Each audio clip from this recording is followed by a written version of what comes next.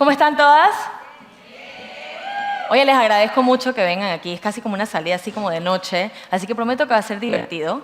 Didáctico, porque a mí, si están aquí y me siguen en las redes, saben que a mí me gusta mucho la parte de la enseñanza. Pero con un poquito, vamos a tener como una especie de taller al final.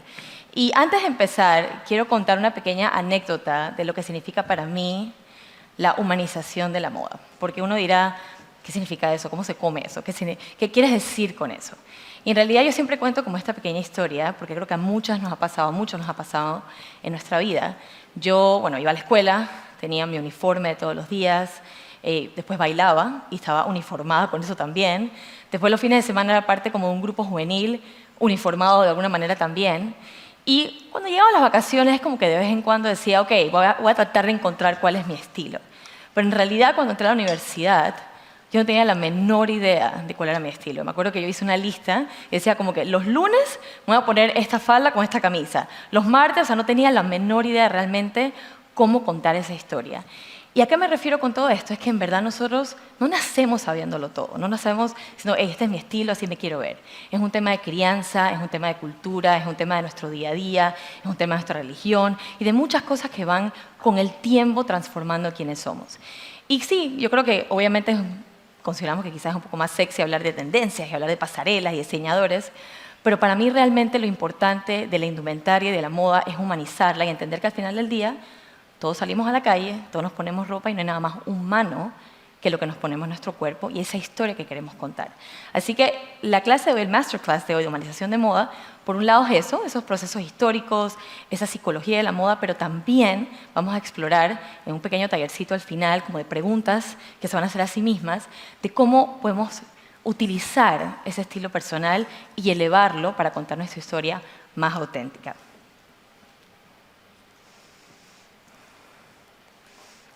Bueno, ya les expliqué esto, que básicamente por recalcar los momentos históricos, icónicos de la indumentaria para encontrar ese propósito humano realmente de por qué utilizamos lo que utilizamos.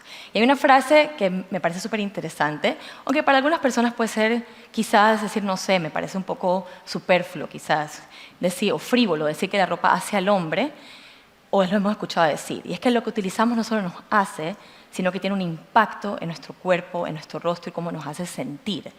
La indumentaria es una herramienta de interacción social y de comunicación no verbal. Toma 7 segundos que tú te hagas una idea sobre una persona, que tú digas, por obviamente construcciones sociales, por aprendizajes, tú ves a alguien caminando por la calle, antes de que esa persona te hable, ya tú te haces una idea. Son literalmente 60 segundos y va 60.000 veces más rápido la impresión no verbal antes de lo que es el texto o la voz. Entonces, ¿eso qué quiere decir? Que estamos contando historias todo el tiempo, como nos vemos. No necesariamente tiene que ser que soy la más fashion o la que uso la última tendencia, sino entender qué es lo que estamos comunicando. Y obviamente, esto no es by chance, esto no salió de un día para otro, y la historia siempre ha estado conectada con eso. Y como digo, la evolución es una expresión de épocas, los estilos son el reflejo del dominio de la jerarquía de los tiempos. ¿A qué me refiero con eso? Los seres humanos tenían que protegerse, ¿no? Salían a la intemperie en la prehistoria, tenían que protegerse del calor, tenían que protegerse del frío, de los animales salvajes, por atraer a los animales que querían cazar. Y en el momento que empezaron a asentarse en comunidades, estas comunidades nómadas empezaron a movilizarse y a crear sus comunidades, entendieron la importancia que era de contar sus historias y de sus riquezas, de cuál era su cultura, de todo eso que querían comunicar con el vestuario. El vestuario, que ya venía como una necesidad básica de protección, se convierte en una historia también, se convierte en hablar qué riquezas tenían, de dónde venían, de qué lugar eran porque podían conseguir los elementos que utilizaban en su vestimenta, los diferentes colores que se utilizaban por los pigmentos. Y así poco a poco se fueron creando las jerarquías y contar esa historia. Y uno dirá, bueno, entonces eso es muy frívolo, ¿no? O sea, dividirnos en clases sociales y dividirnos en momentos. Pero la realidad es que, sí, la moda creó diferentes clases, dividió a la gente muchas veces, pero también nos ayudó poco a poco a encontrar eso que nos comunicaba y nos mezclaba. Y la cultura y los momentos políticos, sociales y económicos nos han entrelazado y han logrado que la indumentaria, que también por eso la consideramos como una industria creativa y nos ayuda a crear nuestra identidad como país, es parte esencial de eso. Básicamente, el clima y donde vivimos también tiene un impacto muy, muy fuerte en quiénes somos nosotros como individuos y cómo queremos contar esas historias. Y de ahí paso entonces a lo que es la parte de la humanización de la moda, que es lo que a mí me encanta llamar de eso, y es como decía, eso, ¿no? Porque obviamente en la parte histórica tendemos a comunicar muy diferente. Por cierto, yo tengo mi batería aquí. Hay un elemento muy interesante del significado que tiene una palabra que es la palabra disfraz, o el costume, como le decimos en inglés. Y viene del latín que se llama consuetudo. Y entonces cuando utilizamos el concepto del disfraz, ¿qué significa el disfraz? Uno piensa que estás como literalmente convirtiéndote a otra cosa. Pero si lo vemos del otro punto de vista, es esta secuencia, esta utilización completa de elementos, no solamente vestuarios, sino también accesorios y adornos, que nos ayudan a contar esas historias. Porque al final del día nosotros sí somos personajes. Nosotros somos personajes diferentes todo el tiempo, somos personajes diferentes a medida que va cambiando nuestra vida, nuestras necesidades, nuestros trabajos, los lugares donde nos mudamos. Así que nuestro estilo y ese disfraz que nos ponemos, ese costume, ese vestuario, tiene que acompañarnos en todas las épocas de nuestra vida y todas esas historias que queremos contar. De ahí se fue transformando a vestuario, se fue transformando a atuendos y también a momentos específicos pues, de cómo tú utilizas ese vestuario. Digamos, un vestuario para la playa, un vestuario para una boda. Todos se fueron creando de alguna manera y humanizando esos conceptos para que podamos utilizar esa especie como de disfraz. Entonces nos hacemos una pregunta. ¿Cómo nos presentamos al vestir realmente determina nuestras acciones frente a los demás? Es una pregunta que nos tenemos que hacer. Porque por un lado, la gente nos juzga por 7 segundos que nos ven, y de alguna manera estamos constantemente juzgándonos cuando humanizamos ese concepto, pero también nosotros nos sentimos de una cierta manera cuando vestimos la ropa, cuando nos ponemos ciertos colores, cuando nos ponemos ciertas texturas, y cómo nos hace sentir eso, cuenta entonces esa historia. Y es que no solamente el vestuario entonces influye en quién somos nosotros en nuestro día cotidiano. También, por ejemplo, nuestro sexo, nuestra clase social, dónde venimos, nuestra cultura, todo eso va arrastrando un movimiento que va creando esas tendencias y esa moda, que va llevándonos hasta entender, mira, ahí está, consuetudo. Aquí está lo que estaba diciendo antes, si le quieren tomar una foto, que veo que están tomando foto. Pero está como lentecito hoy. El otro día funcionaba bien. Ahí está, la humanización de la moda. Perfecto. Entonces, ahora vamos a un concepto filosófico, cuando hablábamos de la parte esa de la movilización, de que no solamente en la humanización de la moda nosotros de alguna u otra manera vamos modificando las acciones, y eso se ve no solamente con la moda, se ve también con la decoración, se ve también con las compras, por ejemplo, de accesorios, de belleza, de cosas de belleza, de automóviles. Todo eso poquito a poquito va generando este cambio y este contexto que se divide en 3 principios, que es el principio psicológico, sociológico y también político y étnico de las cosas que se van cambiando. Hay un filósofo que me parece muy interesante que se llama Gilles Lipovetsky, que él tiene un libro que se llama La era del vacío o lo efímero, llamado Lo efímero, que básicamente analiza la sociedad en que vivimos y nuestros comportamientos de compra. A raíz de esa humanización o ese individualismo de lo que son los diferentes estilos, nosotros vamos creando estos comportamientos. Y muchas de las cosas que estoy segura que más no le ha pasado es como este retail therapy, que uno dice, ay, me siento súper malo y me voy a comprar un lipstick y con eso me voy a sentir mejor. A todos nos pasa. Y es porque de alguna u otra manera nos han creado, nos han llevado hacia eso. Entonces, él lo que dice, muy interesante este concepto, es que antes nos movíamos en masas, creamos estas tendencias en masas. Los primeros, digamos, influencers de la época eran los famosos monarcas, las reinas y los reyes que creaban estas tendencias y se iba moviendo todo como en conjunto. Pero esta sociedad moderna, y ahorita que explican él en un video después, hipermoderna, lo que hace es enseñarnos a ser personas más individuales. Se enfocaba antes en lo que era, este es nuevo, este funciona mejor. Gracias. En consumo masivo se enfocaba antes en la familia, en lo general, era como si fuera un equipo. En cambio, con la sociedad de hiperconsumo, nos estamos enfocando más al equipamiento de individuos, realmente contar nuestras propias historias. Hacia allá queremos ir. Obviamente se complica quizás un poco con la comunicación, las redes sociales que nos invaden todo el tiempo con información, pero por eso encontrar quiénes somos y ser auténticos de alguna manera nos ayuda a poder controlar todos estos sentimientos. Entonces aquí él explica un poquito, habla un poquito de todo, ¿no? Y habla también sobre el hiperconsumismo y la hipermodernidad de lo que significa utilizar elementos un poco más, como él llama, antiguos, que en realidad serían digamos, artesanales o históricos y nos transforma a un nuevo estilo de vida.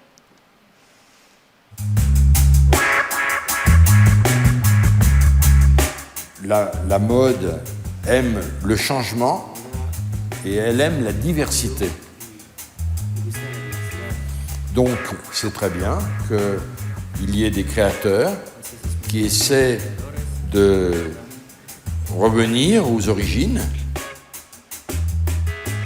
En 1990, Jill Lipovetsky publicó El imperio de lo efímero. Allí analizó cómo la moda influyó en la época moderna. La moda refleja el orgullo de la época que se vive y no del país. Pero eso se escribió hace casi 30 años y la sociedad cambió. On est aujourd'hui dans des sociétés hyper modernes.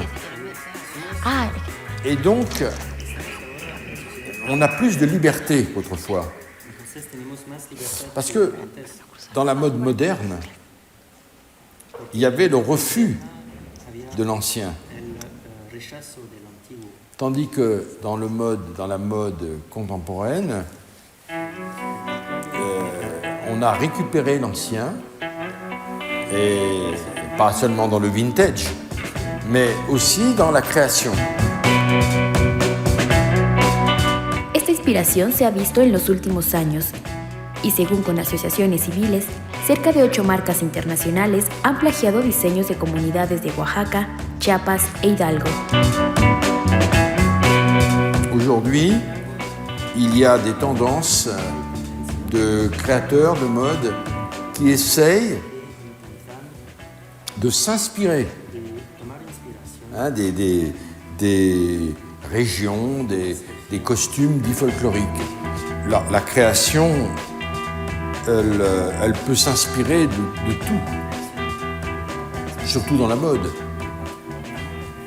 Donc aujourd'hui, nous allons avoir des systèmes très différents, aussi bien une mode mondiale, la mode de Zara, c'est la même partout, et puis des créateurs qui vont s'inspirer, par exemple, des vêtements de cette région, qui vont créer une mode, parce que là c'est une mode, mais avec une coloración étnique. Las ideas de El imperio de lo efímero las actualiza Lipovetsky y dice que ahora la moda rápida prevalece. Maintenant, des marques comme Zara, il n'y a plus de collection. C'est non-stop. Tous les 15 jours, tous les 10 jours, vous avez des nouveautés. C'est ce qu'on appelle la fast fashion. C'est beaucoup plus vite. Avant, c'était tous les 6 mois. Maintenant, c'est chaque semaine. Maintenant, on est dans les logiques de marque. Vous êtes à la mode si vous avez Vuitton. Et dans la logique ancienne, c'est la création. Là, c'est la marque qui est devenue cruciale. Este cambio se debe a la pérdida del centro de la alta costura, quien en su momento dictó cuál era la moda. Sin embargo, este retorno a lo ancestral está marcando a la sociedad hipermoderna. Le mélange de l'ancien et du moderne, j'aime beaucoup cette idée. Je la trouve très poétique et je la trouve surtout conforme à la vie. La vie, c'est l'évolution.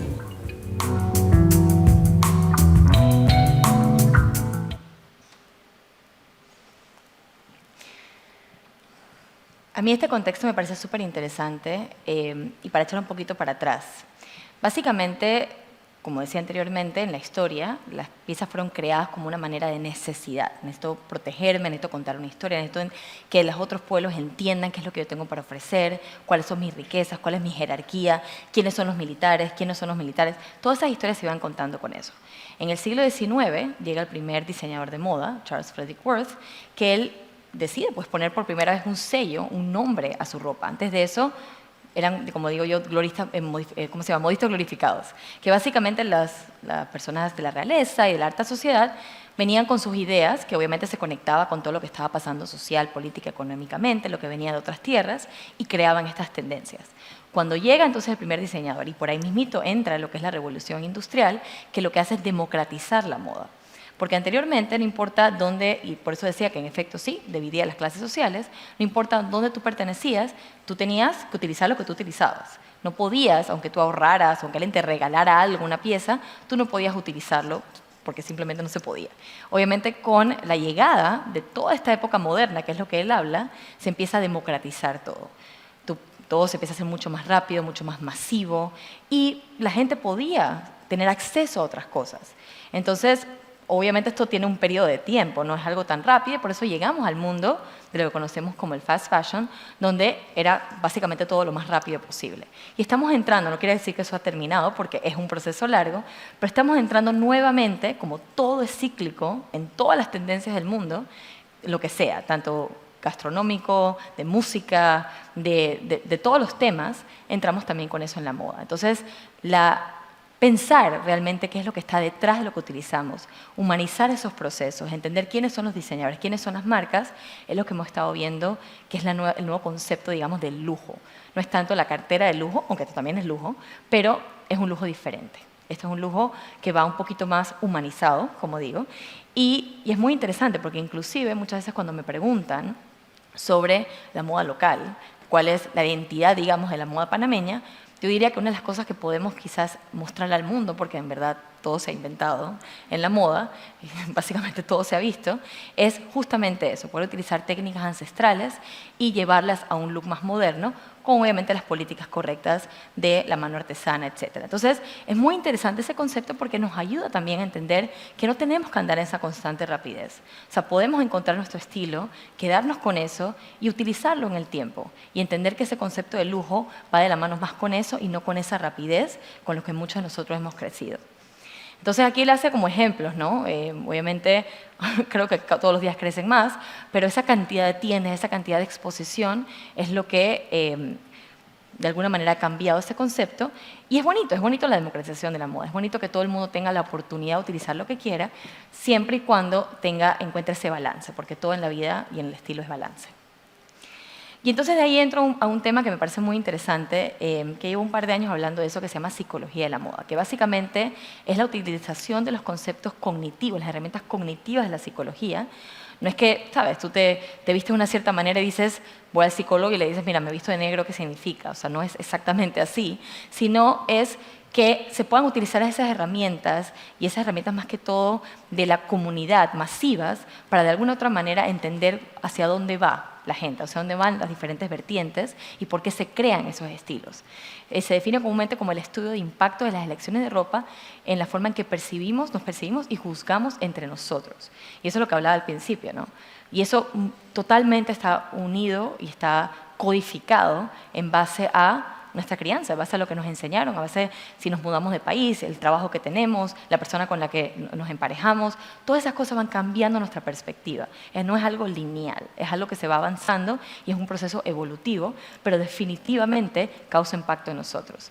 Es un poco engañoso quizás cuando lo escuchamos, porque es mucho más allá del impacto de lo que tiene solamente para el individuo, y es con todos los otros productos también que se pueden ver, como mencionaba anteriormente. Cuando tienes una movilización de una tendencia, se ve en todo el sentido de la palabra. Y en un escrito que se llama El ensayo sobre el hombre y su relación en el mundo, de Lotze, él dice, todo lo que el hombre se pone en su cuerpo, cada elemento que él utiliza, se convierte en parte de él. Casi como si ese look que tiene puesto, ese atuendo, se fusionara con la esencia de la persona. ¿Tiene lógica para ustedes esa frase? ¿Sí? ¿Resuena? ¿Cómo se sienten? Y es que es eso, o sea, lo que nosotros nos comemos, lo que nosotros nos ponemos de cremas en la piel, lo que nosotros utilizamos, se fusiona con quién somos nosotros, se convierte en parte de nosotros. Y esto es un concepto que también nace interesantemente, así mismo como nació en la misma época que nació el primer diseñador, nace con Henry James o William James, también la filosofía del vestido, que básicamente le dio mucha importancia. Este era un psicólogo estudiando en Harvard, así típico hombre psicólogo estudiando en Harvard, que él entendió con sus compañeros el impacto que tenía la presencia de ellos y cómo ellos se vestían para ir a estudiar y con sus colegas. Y entonces escribió The Sartorial Self, The Philosophy of Dress. Y de ahí se desató todo este concepto y realmente entender esos colores, esas texturas, esos mensajes codificados, qué importancia tenían en las diferentes tareas, los diferentes lugares. Y lo interesante de esto, y esto funciona si algunos de ustedes aquí trabajan en moda, trabajan en comunicación, trabajan en marketing, trabajan en compras, por ejemplo, porque estos modelos no solamente van de persona a persona, no solamente es qué impacto tiene en mí o qué impacto tiene en la gente alrededor mío. Por ejemplo, hablando de danza, que yo decía anteriormente que yo me la pasaba en uniforme de danza, en la danza, que en fin es cierto es un tipo de industria artística, el vestuario es súper importante. Que las niñas vayan vestidas desde chiquitas, con su peinado bien hecho, con sus mallas bien puestas, es parte de esa historia. Porque cuenta, o sea, les ayuda a entender a ellas esa disciplina que se tiene con la danza. O sea, que por eso se conecta con el ser humano de una manera psicológica. Pero también hay diferentes modelos. Están, por ejemplo, y esto ayuda a crear tendencias y a entender qué es lo que viene en las tendencias y también cómo se comunica, pero más que todo, el periodo de vida que tiene un producto. Y esto, por eso digo, específicamente se conecta más cuando uno lo quiere ver de una manera más masiva, obviamente, o para utilizar en, ¿sabes?, comunicación, etc. Está el modelo psicológico, que va a explicar qué es lo que nos motiva a querer utilizar esas piezas de moda. Eso puede ser, por ejemplo, la creatividad personal, que creo que es como la más, digamos, común en las personas que les gusta la moda, es como que poder expresarse. También está la atracción sexual hacia, obviamente, una pareja o otras personas, la búsqueda de variedades, de sentirse diferente. Esos son algunos ejemplos del modelo psicológico. Está el modelo económico, y esto es oferta y demanda. En realidad es cuando hay, por ejemplo, objetos que están en limited edition. A ustedes cuando escuchan que algo está en limited edition, ¿qué les dicen en su cabeza? Se va a acabar. Tengo que ir a comprarlo de una vez porque se va a acabar. Mañana no va a estar. O cuando hay un super sale, tengo que comprar eso, tengo que aprovechar ese sale. Entonces son tácticas que utiliza la psicología, en este caso se considera psicología del consumidor, para poder llamar la atención. Está el modelo sociológico, que incluye a todas las personas y organizaciones que crean significados simbólicos en bienes culturales. Esto se le llama más que todo la teoría del goteo, que dos fuerzas en conflicto impulsan entonces a un cambio de moda. Y luego está el modelo cultural, que esto sí está muy ligado a lo que nosotros conocemos, digamos, de manera religiosa, de manera de cultura, de diferentes etnias, de diferentes tipos de música. Una de las maneras donde más empezó a dividir, digamos, la moda juvenil de la moda adulta fue en los años 50 con la llegada del rock and roll, por ejemplo. Cuando entró la música del rock and roll en los años 40-50, los jóvenes empezaron a vestirse en base a eso y empezaron a vestirse en base a la música que escuchaban. Después vino el mod y muchas otras modas. Entonces, definitivamente, esos momentos culturales, esa música, ese cine, va también cambiando un poquito las modas y tú vas dándote cuenta qué es lo que está en el momento. Hasta hoy en día pasa. Hasta hoy en día pasa, no sé, yo me doy cuenta de las niñas con Taylor Swift, con las pulseras por todos lados. O sea, todas esas cosas hasta el día de hoy van impulsando la moda a las diferentes personas. Les voy a poner este video que a mí me encanta. Es más hacia belleza. Es en inglés, espero que esté bien, pero creo que se entiende igual. Porque para mí la belleza, el concepto de belleza, el concepto de vestuario, el concepto de accesorios, todo está conectado. Al final del día todo es parte del mismo. Y Dove hace unas campañas muy lindas de ese concepto realmente de lo que significa esos 7 segundos que hablábamos al principio o de esas ideas que nos hacemos de las personas. The first thing people notice about me is my hair. The worst thing if they also start touching my hair at the same time. My name is Ketty. Word on the street is that hair says a lot about us, but it doesn't say everything. A blonde woman is in demand. classy. Fairy-like. Woman from the Western world. I think people assume that I'm privileged. A woman with big hair is someone funky and cool. It's creative. Creative. Because I'm connecting to who I am, it doesn't leave me much room to have to take all the jobs that I probably want.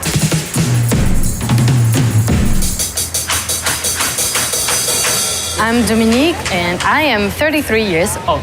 I believe that blonde women do make more money or are actually more successful because they have the privilege of neutrality. Is it easier for you because you have blonde hair? No, it's harder. They see a blonde girl and think, oh, okay, she is like blonde and that's it. I'm Charlotte. I'm 20 years old. I used to straighten my hair when I was younger. If you have afro hair and you wear your hair out, many people kind of get offended in a way. I will be looked at always differently, always with the sense of, is she going to rob something in the store? I think a lot of the way you appear dictates the way society will see you and how you'll be labeled as. And your hair, is it usually curly? Yeah, it's like yours. So why do you straighten your hair? You want to look tidy, you want to look pristine. I didn't want to identify with my hair, so I shaved it all off. I just wanted to be free. Educated. Creative. Classy. Bias is a thought that leads into an action that ends up being negative for somebody else.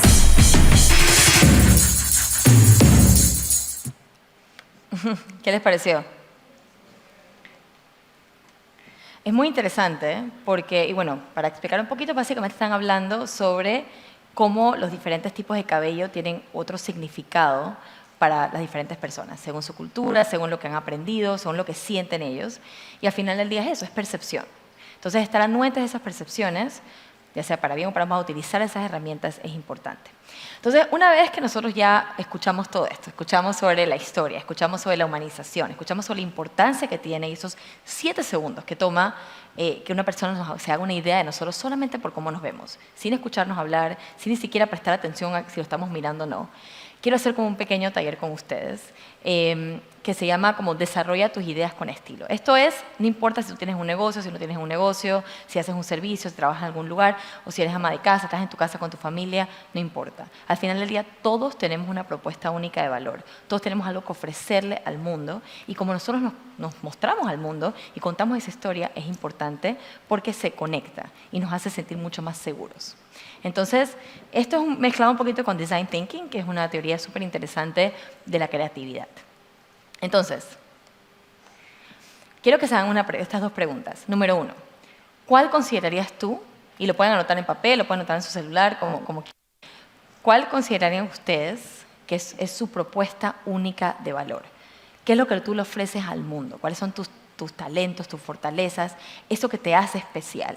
Y por otro lado, si ofreces algún servicio, si no, no importa, pero si ofreces algún servicio, ya sea tu trabajo, ya sea con tu talento, ya sea en tu coaching o lo que vayas a hacer, ¿qué realmente tú le brindas a ese mundo, al mundo? Le voy a dar 3 minutitos para que lo anoten y vayan haciendo sus tareas. No tienen que contestarlo ahorita, pueden anotarlo ahí para que lo contestes después, pero la idea es que se lleven esto con ustedes para poder ir haciendo ese ejercicio. ¿Okay?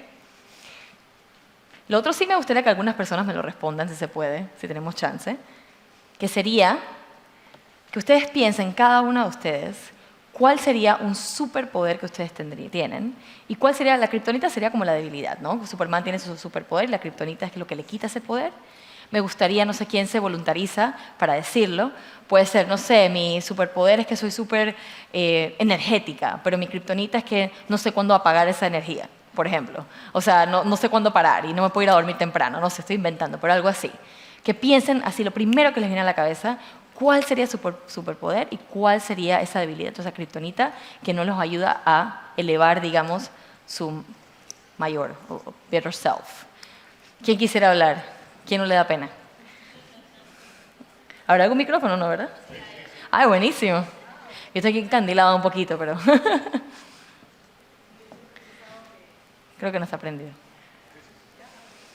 ¿Ya? Sí. ¿Cuál es tu nombre? Helen. Helen. Mucho gusto. Correa. Igual, gracias por todo tu aporte. Pienso que mi superpoder siempre me lo he creído, que es la intuición. Yo le hago mucho caso a mi intuición. Buenísimo, eso es muy importante. Y la kriptonita, siento que yo puedo llegar a ser una persona, ¿cómo te diré? Impuntual en algún momento. O sea, siempre, lo que pasa es que yo trabajo con mucho horario, entonces como que me rebelo, me molesta levantarme temprano, entonces siempre peleo con eso. Si tú le preguntas a la gente, yo soy bastante puntual, pero yo... Pero para ti no. Pero para mí no, entonces es como una dualidad, ¿no? Estás todo el tiempo sintiendo cosas que quizás no te ayudan a canalizarlo. Ok, súper, gracias, Helen. ¿Quién más quiere decir algo? Sin pena. Aquí estamos en confianza. Aquí. Ah, perdón, ok. Que no veo muy bien. Buenas, hola. ¿Cuál es tu nombre? Estoy cantando Ana Brit, mucho gusto. Bueno, yo creo que algo que de verdad me destaco bastante es tratar de conectar con la gente. Me encanta saber de los demás y conectar bastante. Pero mi kriptonita yo creo que sería que a veces dejo que la energía de los demás me desgaste bastante. Te drene. Entonces tiendo a estar ahí bastante para los demás, pero no tomo mi tiempo para ser introvertida y, bueno, no sé, tomar tiempo sola, recargar. Perfecto. Thank you. Aquí también quería, ¿no? Gracias, Ana. Por ahí atrás, si alguien más quiere, alza la mano. Hola, Debbie. Felicidades Hola. por tu conferencia. Me encanta. Hi, thank you. Soy Isabel. Yo creo que mi superpoder es que soy muy segura de lo que hago y lo que digo y que tengo mucha energía física y mental. Y mi kriptonita es la monotonía. O sea, ¿que no te gusta la monotonía No, o que me aburre, te... me drena. O sea, que tu kriptonita sería, exacto, que cuando Lo las cosas son muy... contrario sería cuando las cosas se hacen monótonas y lo mismo, Necesitas energía en tu vida. necesito energía. Ok. ¿Y ustedes considerarían que su estilo personal se conecta con eso que ustedes están diciendo? ¿Se conecta con esa energía, se conecta con esa intuición, se conecta con esa empatía? ¿Sucede que la gente cuando te ve siente que tienes esa empatía o no? A veces eso pasa. A veces nosotros creemos que estamos mandando un mensaje y no necesariamente lo estamos haciendo. Porque muchas veces inclusive nos hacemos una idea de quiénes somos, pero no necesariamente es lo que le mostramos al mundo. Y es la parte que es importante considerar. Si alguien más quiere decirlo, me lo puede decir después. Y eso es lo que decía. Si sientes realmente que tu estilo personal, sí o no, está conectada con tu propuesta única de valor. Y esto puede ser con personas que trabajan en diseño. Puede ser personas que trabajan con diseño, puede ser personas que trabajan con otro tipo de propuestas, pero no importa, porque como decía anteriormente, todas las cosas son importantes. Me encanta hacer este ejercicio, porque es una perfecta muestra de personas que han logrado, ya sea si están en la moda o no están en la moda, de encontrar esa propuesta única de valor. A ver, ¿quién es la primera persona que está aquí? No le vemos la cara y ya saben que es Carolina Herrera. ¿Quién es la que está en el medio? ¿Y el último? Bueno, maravilloso, ¿vieron? Esa es una perfecta muestra de cuando una persona realmente crea una propuesta de valor, se ve y se refleja siempre. Y se refleja con un estilo tan sencillo como el de Carolina Herrera, porque al final del día es una camisa blanca y una falda negra, digo, súper bonita y súper bien hecha, pero dentro de todo es algo que mucha gente puede utilizar, pero de una vez lo captaron. Y por eso es la importancia de que tú, no importa si es algo súper clásico o si es algo súper trendy, no importa. Que eso es algo que a mí me gusta mucho decirle siempre a la gente. No tienes que correr a comprar lo último que está de moda, no tienes que ponerte lo último que está en la vitrina. Tienes que, todas esas cosas que encuentras en tu closet, que estoy segura que aquí más de una se para al frente del closet y ¿qué dice? No tengo nada que ponerme, ¿verdad? Está el closet lleno de ropa y no tiene nada que ponerse. Es porque no han encontrado realmente aquellas piezas que las hacen sentir cómodas y que realmente les van a ayudar de una vez a poder encontrar sus estilos. No se preocupen que yo ahorita les voy a decir cómo. Y bueno, entrando un poquito sobre estas maneras de ir buscando esos estilos personales, ya vimos la parte de la historia, ya vimos la parte de la cultura, pero también hay dos cosas muy importantes que hay que considerar. Una parte es tu estilo de vida, que es algo que nosotros muchas veces olvidamos. Y es que tú tienes tu estilo personal, algo que te hace auténtico, algo que te hace sentir cómodo, que como digo puede ser lo que sea. Puede ser usar zapatillas, jeans y t-shirt, como puede usar los vestidos con las mangas más elevadas del mundo, no importa. Lo que a ti te hace sentir cómodo, pero eso tiene que acompañarte en tu vida. Porque nosotros no somos personas lineales, nosotros no vivimos la misma vida todo el tiempo. La vida va cambiando nuestros cuerpos, van cambiando las necesidades, nos vamos mudando de país, utilizamos diferentes tipos de ropa. Entonces tienen que acompañarnos a todo eso. Y también las emociones. ¿Qué te hace sentir lo que tienes puesto? Para muchas personas lo más importante no es verse bonito, verse sexy, es verse cómoda o sentirse cómoda más bien. Y esa comodidad no quiere decir usar ropa ancha o usar cosas cómodas, quiere decir que lo que tienes puesto realmente se identifica contigo y que tú sientes que estás contando tu historia, que no estás disfrazada, no como la palabra original, sino como nos ha enseñado que significa el disfraz, que te conviertes en otro personaje. No tienes por qué convertirte en otro personaje, sino tienes que elevarlo a ti mismo. Entonces, estas otras preguntas que quiero que se lleven con ustedes. Si tu estilo se adapta a tu personalidad, a tus objetivos y a tu forma de ser. si estás enviando los mensajes correctos o los mensajes equivocados, si te da seguridad cómo te presentas al mundo, ¿no? Háganse esas preguntas. Y también uno que es muy, muy importante y que pasa más que todo cuando la gente va a comprar, es si le causa ansiedad o no le causa ansiedad. ¿A ustedes les causa ansiedad el concepto de tener que ir a buscar, por ejemplo, un vestido para una boda? ¿Sí? ¿O no les causa? ¿Sí o no? Algunas que sí, unas que no es normal. Pero sí, a veces dices, ay, no sé dónde voy a encontrar las cosas, qué es lo que me voy a poner, no sé si estos colores me gustan. Entonces, si no te conoces y no conoces realmente lo que te queda bien, puede causar mucha ansiedad. Entonces, son preguntas que uno tiene que hacer para ver si realmente, diagnosticarse de alguna manera a dónde nos encontramos. Bueno, esto también es como un ejercicio que pueden llevarse a su casa, escribir esa propuesta única de valor que hemos estado conversando. O sea, una vez que ya te hiciste todas esas preguntas, escribir cuál es esa propuesta única de valor que realmente tienes y más que todo, si te quieres dibujar o escribir, esa conversación con ese personaje. Si realmente estás dándole esas ideas y ese intercambio creativo para poder contar esa historia de la mejor manera. Y entonces, esto más que todo, me gusta dirigirlo, porque al final del día uno dice, ay, qué bonito Debbie, o sea, está bien, tengo que encontrar mi autenticidad, pero ¿cómo se come eso, no? Entonces, a mí me encanta el design thinking porque el design thinking básicamente se utiliza para lo que es la creatividad. Porque al final del día todos somos seres creativos. No es creativa la persona que pinta solamente, no es creativa solamente la persona que baila, no es creativa solamente la persona que escribe un libro. Todas las personas somos creativas. Literalmente escoger lo que te vas a poner todas las mañanas es un proceso creativo. Escoger lo que vas a cocinar todos los días en tu casa para darle a tu familia es un proceso creativo. Escoger qué camino vas a agarrar más para llegar más rápido a tu trabajo, es un proceso creativo.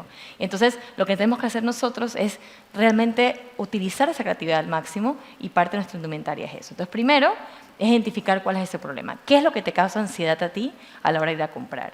Que no sabes cuál es tu tipo de cuerpo, que no te gustan los colores, que no te identificas con la tendencia del momento. Diseñar cuáles serían esas cosas que necesitas. ¿Qué necesitas en tu closet? Necesito más ropa para mi trabajo, necesito más ropa más cómoda. Cambié de peso, me adelgacé, me engordé, cambié de peso, etc. Experimentar, o sea, literalmente atreverse a probar, atreverse a sacar las cosas del closet que no están funcionando y atraer cosas que te funcionen y accionar el plan.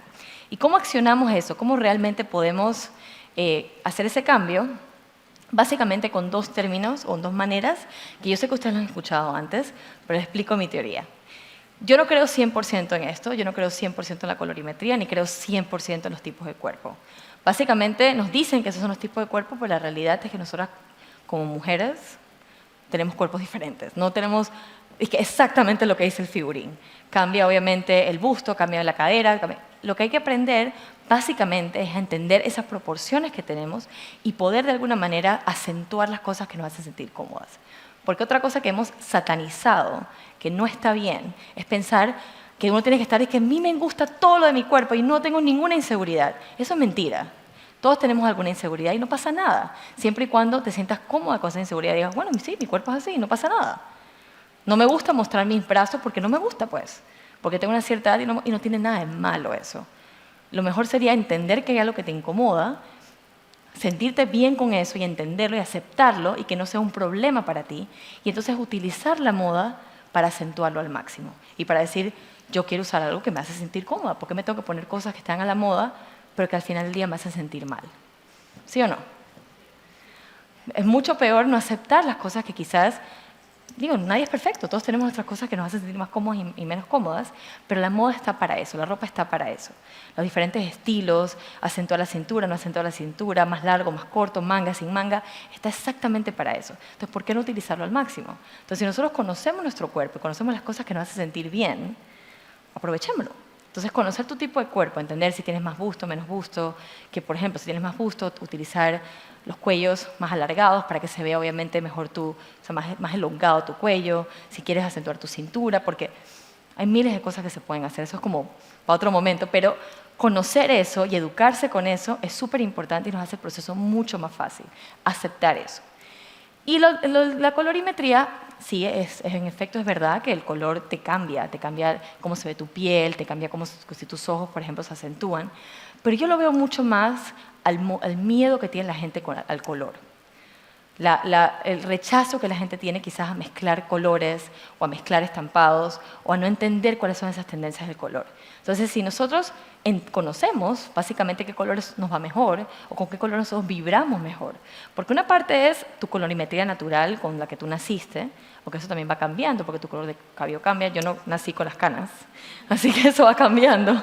Y también uno se broncea, uno tiene rosácea, no sé, hay muchas cosas que pueden cambiar tus tonos de piel. Entonces es importante entender eso. Entonces no se trata de, este es el color que a mí me queda bien y nada más me voy a casar con esos colores, sino es ver esos colores que resuenan con uno. Porque al final del día el color sí es energía. Y el color tiene una historia que contar, ya sea de manera cultural, de lo que nos enseñaron, de tradiciones, de religión, pero también simplemente de energía. Mucha gente utiliza el negro no porque adelgaza. El negro te hace sentir más segura, porque nos enseñaron que es como un security blanket. Te pones negro y nunca vas a quedar mal. O sea, nunca te vas a ver mal con el negro, ¿verdad? En cambio, el blanco, hay ciertos momentos que no sé si se puede usar el blanco. Entonces, la gente se siente más segura. No quiere decir que se ve mejor o se ve peor. Entonces, conocer estas dos cosas, entender, aceptar tu cuerpo, quererlo como es y aprovechar la moda para incentivarlo al máximo y para usarlo de la mejor manera posible, nos va a ayudar a sentirnos mucho mejor y saber quiénes somos nosotros y también en conocer los colores que nos hacen vibrar y vibrar para ciertos momentos del día.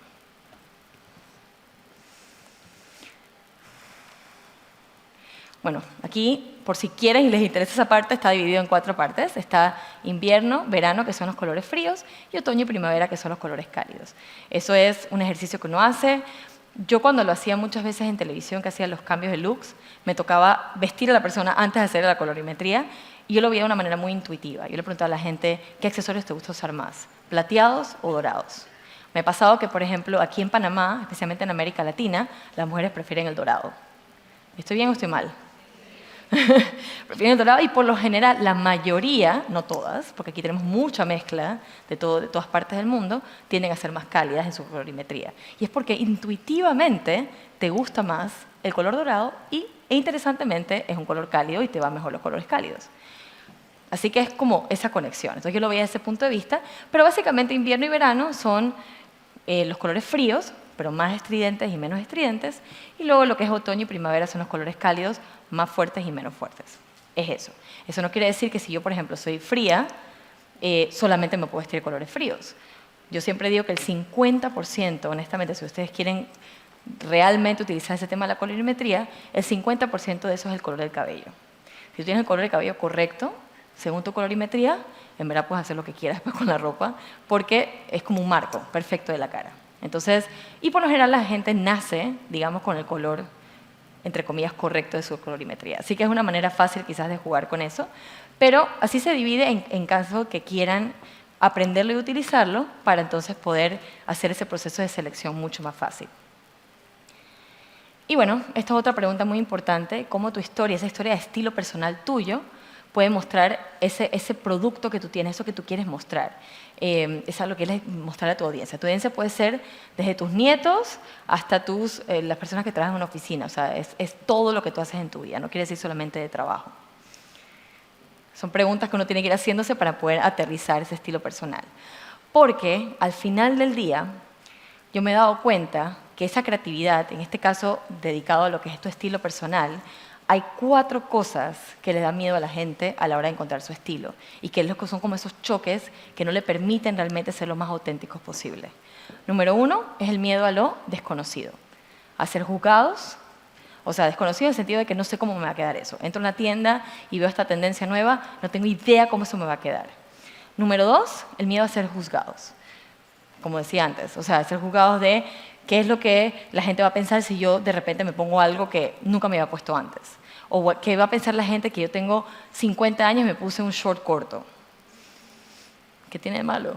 Entonces nosotros como que tendemos a juzgarnos mucho con eso, a dar ese primer paso y también el miedo a perder el control, a de repente sentirte que no eres tú mismo y estás como en una situación de vulnerabilidad. O el otro día alguien me contaba, y me pareció súper interesante, de que tenía como en su closet puros vestidos que había comprado, típicos vestidos así sastre, pegaditos, para hacer entrevistas de trabajo. Tenía como 6 o 7 igualitos en el closet. Y un día, por estar viendo algo en Instagram, etcétera, dijo, ay, yo voy a probar algo diferente. voy a probar este look que me gustó, voy a vestirme así para ir a la entrevista para ver si me va bien.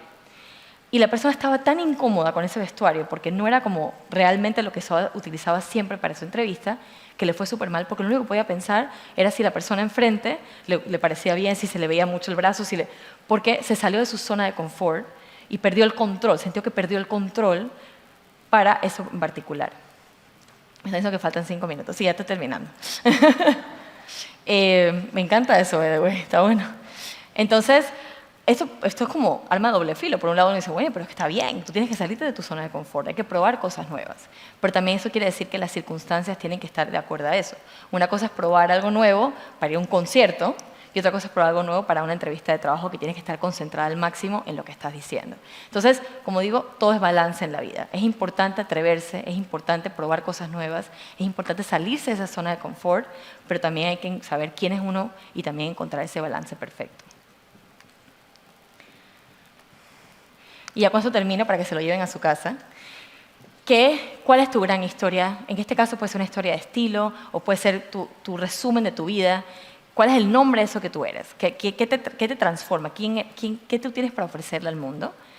¿Cuál es tu valor que tú le das al mundo? Resume esa historia y cuál es ese resultado que te gustaría ver con eso. Yo sé que esto suena y que, ay, Debbie, pero tú viniste a hablar aquí de moda y estás hablando de tu historia, pero es que tú eres tu moda, tú eres tu estilo personal, tú no te separas de quién tú eres y conocer realmente cuál es tu historia y qué es lo que tú le ofreces al mundo es la manera más cercana de encontrar realmente tu verdadero yo. Gracias.